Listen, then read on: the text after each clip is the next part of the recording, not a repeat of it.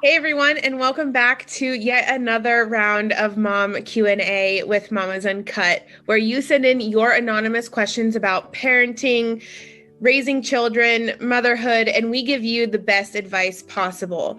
And like we said, your questions always remain anonymous. And I'm back with Lisa and Mindy. How are you guys? Hi, everyone. You guys ready to answer some more questions? Yep. All right, let's get to it. My 3 and almost 5-year-old daughters have been talking about a little girl and a scary man in their bedroom and closets. Their bathroom is connected to their room, and there is a little closet that lines their bedroom.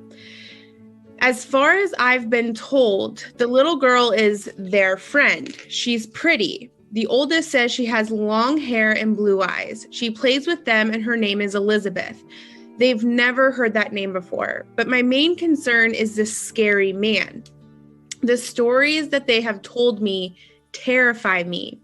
My daughter has told me that he hurt her, and they have been scared to the point of tears. Has any other mama dealt with something similar? I've blessed their room with prayer, holy water, sage, and they've recently been sleeping in our room or downstairs. These behaviors didn't start until we moved into a new house back in September, and it's only gotten worse. My daughter, who is almost 5 and has been potty trained since 2 years old, has recently started peeing the bed because she's too afraid to go to the potty during the night. I'm scared for my daughters. What should I do? My boyfriend and I have heard and seen things out of the ordinary, so I know it's not their imagination. At this point, I'm debating moving, but we've moved into this place 8 months ago and signed a 2-year lease. Does anyone have any advice? Oh my God. Holy crap. Yeah. That's a wow. Like when the scary man was brought up, my heart just dropped. Yeah. That for her to say that like the scary man hurt her, like that's not scary. You just, make up. Like that's something that need to have happened or you had to see happen in order to say something like that. So I have a personal story about something like this. So when I was around 3 or 4, I used to live in like these little yellow apartments, and I'm from a small town, so everything is just super old. And it was well known to my parents at the time that previous owners who lived in the apartment, one of the older women had died in the room that was mine. So this was right after my brother was born. And so it was only a 2-bedroom apartment. So it was my parents and my brother stayed with my parents. And then I had my own room. And for about a month, I would wake up in the middle of the night and just start talking to who I would tell my mom was an older woman. And my mom was like, Sarah, why do you keep turning the lights on at night? And I was like, I don't. She does. I just know she's ready to talk to me when the lights turn on.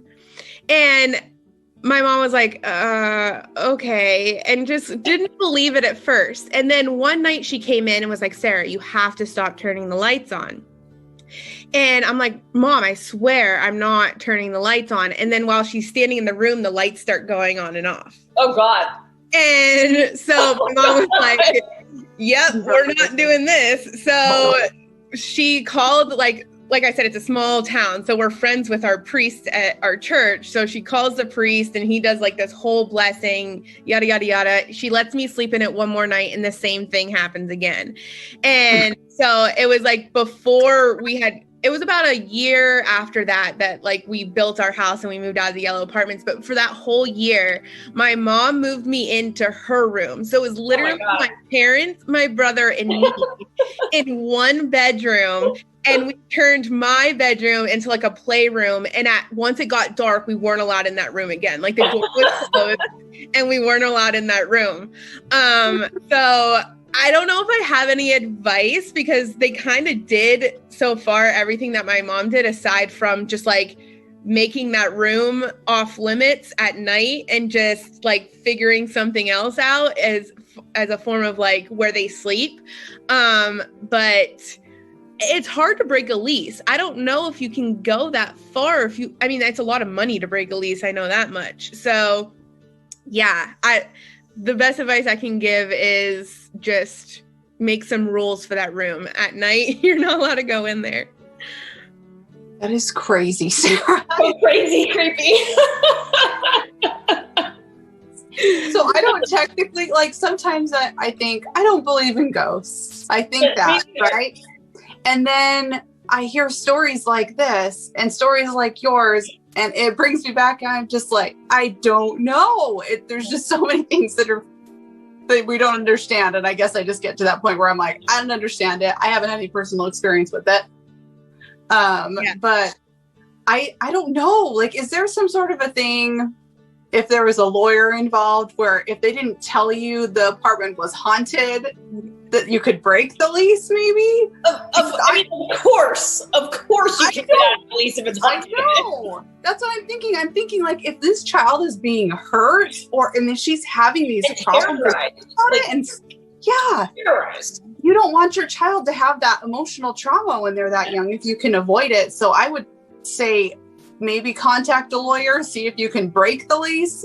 I don't know, because I would not be hanging around there. At this point, like, maybe now start taking like evidence, like try getting, like, if she's hurt, if there's like a bruise that's unexplained, like take a picture of the bruise, like something like that, to like bring to the landlord and be like, look, we can't, there's too many weird things happening. We can't live here anymore. Yeah. And maybe they would say, oh, okay, we'll let you out of the lease. You know, you never know. I guess you could have a talk with the actual owner. It may not be the first time the owners heard that, right? Like, yeah, it could be.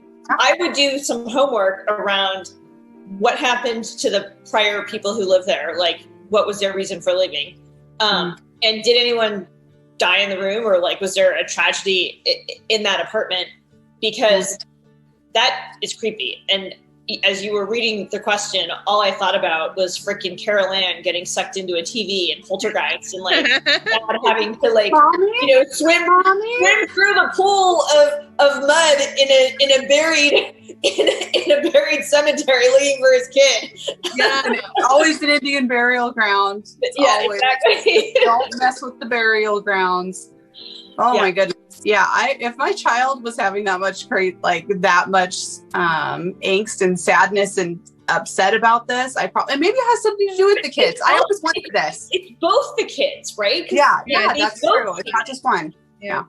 I always wonder if there's something about kids. Because maybe an adult would live in that place and never have any problems. Right. I also think kids are more accepting. They don't know whether they should be afraid of something or not. So I think that's why, like, I'm a firm believer in spirits, and like spirits, I wouldn't be afraid if there was like someone behind me right now.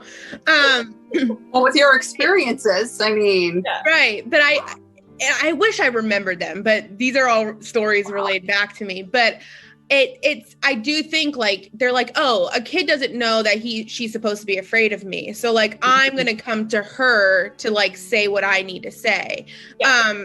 But unfortunately, I guess some of those spirits are mean. Like people. Yeah. Yeah. Yeah. Wow.